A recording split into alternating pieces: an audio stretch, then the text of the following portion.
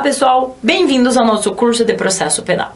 Hoje nós vamos estudar o tema prova, mais especificamente o ônus da prova no processo penal. Bora lá então? Primeira coisa para trabalhar sobre ônus da prova, a gente precisa conceituar o que é ônus da prova. E aqui a gente se utiliza de um conceito trazido pelo professor Renato Brasileiro. O professor Renato diz que ônus da prova é o encargo que as partes têm de provar pelos meios legais e moralmente admissíveis a veracidade das informações por elas formuladas ao longo do processo. Então o professor Renato, com esse conceito, está dizendo que, ao fazer determinada alegação, quem faz essa alegação tem o encargo de provar, claro, pelos meios legais, não pode se fazer de meios de usos ilegais aqui para demonstrar, através dos meios legais, a veracidade daquela informação que ela trouxe inicialmente. Então o ônus da prova nada mais é do que o encargo da parte demonstrar a veracidade daquilo que ela está falando, ok? E como que funciona a distribuição desse ônus da prova aqui no processo penal? O artigo 156 do Código de Processo Penal, em sua primeira parte, diz o seguinte para a gente: a prova da alegação incumbirá a quem fizer. O que isso aqui está falando para a gente? Está falando que no processo penal, o ônus da prova, a distribuição do ônus da prova, esse encargo de demonstrar a veracidade do que se está falando, é de quem fizer a alegação. Ora, a acusação lá na inicial acusatória fala que o sujeito praticou um fato, narra toda a ocorrência de um fato delitivo. Cabe à acusação, portanto, demonstrar a veracidade daquilo que se está alegando lá na inicial acusatória. Nesse sentido, até o professor Norberto Avena, ele complementa aquele conceito trazido pelo professor Renato Brasileiro e diz que o ônus da prova é o encargo que as partes têm de provar, mediante meios lícitos e legítimos, a veracidade das suas alegações. E aí, complementando, visando fornecer ao juiz os elementos necessários para a formação da sua convicção. Então, quem alega um determinado fato detém o ônus da prova, ou seja, o encargo de demonstrar a veracidade daqueles fatos para formar a convicção do juiz, para que ele possa proferir a sua decisão. Ok? Nesse sentido de distribuição do ônus da prova, aqui na doutrina a gente tem duas teses. A distribuição desse ônus da prova entre acusação e defesa e uma outra tese de ônus da prova exclusivo da acusação. Vamos começar pela primeira tese, que é o ônus da prova da acusação e defesa. Quem diz que o ônus da prova no processo penal deve ser distribuído entre a acusação e a defesa, fala o seguinte para a gente. Aqui, um exemplo é o professor Norberto Avena. Ele defende que cabe à acusação provar a existência de um fato típico, autoria, participação, relação de causalidade e o elemento subjetivo, o dolo ou a culpa. Então a acusação, ao oferecer a inicial acusatória, seja o Ministério Público ou o querelante, cabe a eles a demonstração de um fato típico, de que ocorreu um fato típico, autoria, que foi o sujeito que foi o autor daquele delito, ou que ele foi o partícipe daquele delito, demonstrar a relação de causalidade entre o ato ou a sua omissão e o resultado daquele fato, e o elemento subjetivo, dolo ou culpa. Então, para a acusação, esse aqui seria o seu ônus da prova. Vejam que, ainda essa corrente aqui defende que para acusação é necessário um juízo de certeza. Eu preciso um juízo além de qualquer dúvida razoável para que haja aprovação de uma decisão condenatória.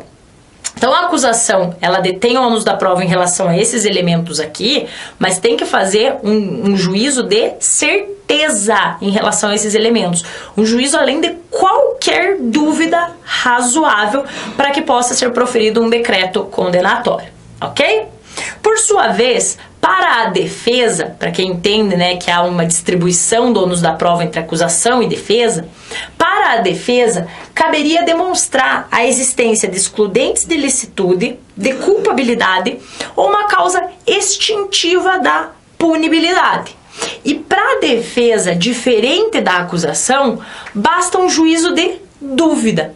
Basta que a defesa consiga demonstrar o mínimo de dúvida possível de que esses fatos aqui aconteceram, que houve uma excludente de ilicitude, houve uma excludente de culpabilidade, ou há uma causa extintiva da punibilidade, basta o mínimo de dúvida para que possa ser proferida uma sentença absolutória. Então, na dúvida, como a gente já trabalhou em outras aulas sobre provas, a decisão absolutória é aquela que se impõe. Enquanto para a acusação a gente exige um juízo de certeza para demonstrar a veracidade a respeito dos fatos que ela está alegando, para a acusação basta uma dúvida. Para a defesa basta o mínimo de dúvida. A defesa não precisa demonstrar um juízo de certeza a respeito de excludentes de ilicitude, culpabilidade ou causas extintivas da punibilidade. Ela pode gerar uma dúvida no julgador e isso já deveria ser motivo suficiente para a sua absolvição. Ok? Então, na distribuição do ônus da prova, para quem defende que o ônus da prova subdivide-se, é distribuído entre acusação e defesa, é esse formato aqui que se impõe. Ok? Porém, há quem defenda que no processo penal o ônus da prova é exclusivo da acusação. E aqui entra o professor Auri Lopes Júnior, que diz que, diante do princípio do pró-réu e do princípio da presunção de inocência ou de não culpabilidade, de que ninguém será considerado culpado até o trânsito em julgado de sentença penal condenatória e que vigora no processo penal, o ônus da prova é exclusivo da acusação. Não cabe à defesa demonstrar que ocorrência de causas extintivas de punibilidade, causas excludentes de ilicitude ou de culpabilidade. A defesa ela não tem que demonstrar que o acusado ele não praticou aquele fato típico. É a acusação que tem que demonstrar, através de um juízo de certeza, de que os fatos narrados na inicial acusatória de fato ocorreram e que o sujeito ali que está no polo ativo, que está sendo acusado, foi o seu autor ou foi o seu partícipe. Não cabe ao acusado provar a sua inocência, mas a acusação demonstrar que houve a prática daquele fato, que não ocorreu nenhuma causa extintiva da punibilidade, excludente de ilicitude, excludente de culpabilidade, e que o sujeito foi o autor ou partícipe daquele fato narrado. Ok? Então há também essa corrente aqui que defende do ônus da prova exclusivo da acusação em razão do princípio do dúbio pro réu e do princípio da presunção de inocência que vigora no processo penal. Ok? Podemos falar de inversão do ônus da prova no processo penal? Podemos inverter o ônus da prova? O Ministério Público narrou, por exemplo, lá na denúncia, na inicial acusatória, a prática de um fato delitivo atribuindo a determinado sujeito. Posso inverter o ônus da prova e falar que é o sujeito que vai ter que demonstrar que aqueles fatos não ocorreram? Que ele é inocente? E olha, gente, como eu acabei de falar para vocês, não. No processo penal não se afigura possível a inversão do ônus da prova em relação ao fato constitutivo do tipo. Então o Ministério Público narrou lá na inicial acusatória a prática de um fato delitivo, é ele que vai ter que demonstrar a ocorrência daquele fato delitivo, além de qualquer dúvida razoável. Porém, a doutrina diz que admite-se aqui no processo penal a inversão do ônus da prova em relação aos efeitos secundários da condenação penal, que tenham natureza de sanção civil, visando a reparação do dano aqui. Nesse caso, admitiria-se então a inversão do ônus da prova, que o acusado tenha que demonstrar que ele não seria o responsável pela reparação dos danos naquele caso. Porque até então, se ele praticou o delito, ele seria o responsável pela reparação dos danos. Aí nesse caso aqui seria admitida a inversão do ônus da prova, que ele teria o dever, o encargo de demonstrar, perdão, não o dever, mas o encargo de demonstrar de que ele não seria o responsável pela reparação civil dos danos. Ok? Mas em relação ao fato constitutivo do tipo, não se afigura possível a inversão do ônus da prova no processo penal. Ok? Ainda que sobre o ônus da prova no processo penal, a gente precisa falar sobre a produção probatória, produção de provas feita pelo magistrado, tanto na fase investigativa já quanto na fase de processo. É possível a produção probatória por parte do magistrado no processo penal? Vamos ler o que diz o artigo 156 do Código de Processo Penal. O artigo 156 diz o seguinte: a prova da alegação incumbirá a quem fizer, sendo, porém, facultado ao juiz de ofício. Olha lá a segunda parte do caput do artigo 156, permitindo produção probatória por parte do magistrado aqui no processo penal. Inciso 1. Ordenar, mesmo antes de iniciada a ação penal, olha lá, fase investigativa, a produção antecipada de provas consideradas urgentes e relevantes, observando a necessidade, adequação e proporcionalidade da medida. Inciso 2. Determinar, no curso da instrução ou antes de proferir sentença, a realização de diligências para dirimir dúvidas sobre ponto relevante. Então veja que o artigo 156, tanto o inciso 1 quanto o inciso 2, eles permitem a produção probatória por parte do magistrado, tanto na fase investigativa quanto já na fase de processo. Mas será que esses incisos eles são aceitos de forma pacífica aqui no processo penal? Vamos ver lá, começando pela iniciativa do juiz na fase investigatória. Veja que esse inciso 1, gente, ali do artigo 156, ele é bastante criticado pela doutrina. Uma vez que com a adoção do sistema acusatório por parte da nossa Constituição Federal, todas as funções, a função de acusar e de julgar, elas seriam separadas. Então não caberia ao juiz produzir provas na fase investigativa, produzir provas de ofício na fase investigativa. Então, com a adoção do sistema acusatório, a gente não pode admitir que o juiz atue de ofício na fase investigatória sob pena de inferir a sua imparcialidade para o processo. A função do juiz é julgar. As partes têm que levar a prova até ele e não ele ir em busca das provas sob pena de acabar ferindo a sua imparcialidade para o processo. Vejam que aqui o objetivo não é proibir que o juiz atue na fase investigatória, na fase investigativa. Longe disso.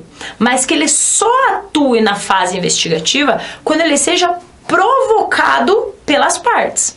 Porque a gente sabe que algumas provas, a produção de determinadas provas dependem de autorização judicial. Então as partes elas precisam provocar o juiz para que ele autorize a produção daquelas provas.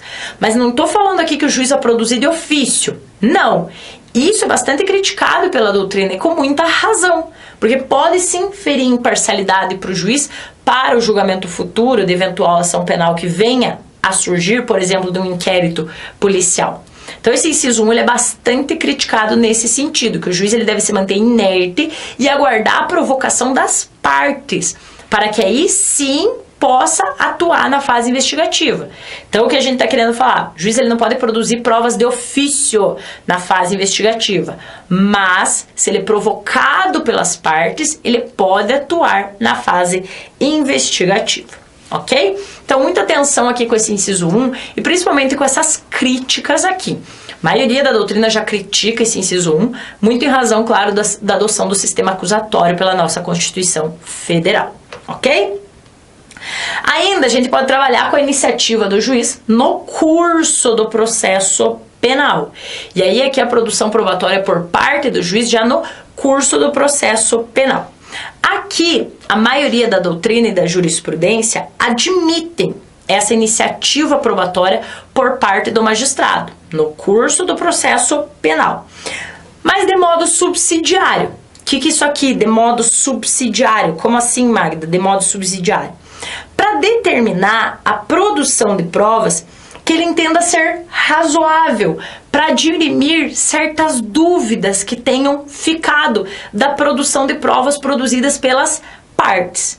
Depois de produzidas as provas pelas partes, aí sim o juiz poderia determinar outras provas, a produção de outras provas, mas que seja para dirimir dúvidas a respeito de algum ponto que tenha ficado, ainda não tenha sido esclarecido o suficiente sobre as provas já produzidas pelas partes. Então, nesse sentido, a doutrina e a jurisprudência admitem a produção probatória de ofício por parte do magistrado, mas no sentido de que seja de modo subsidiário e para dirimir eventuais dúvidas que tenham ficado após a produção probatória realizada pelas partes, ok?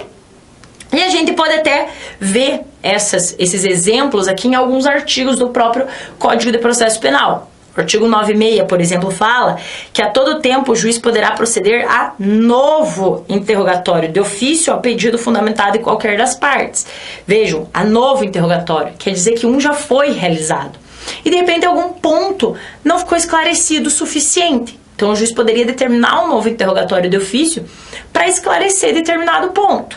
O artigo 212, ainda que fala da inquirição de testemunhas, fala que as perguntas serão formuladas pelas partes diretamente à testemunha, não admitindo o juiz aquelas que puderem induzir a resposta, não tiverem relação com a causa ou importarem na repetição de outras já respondidas.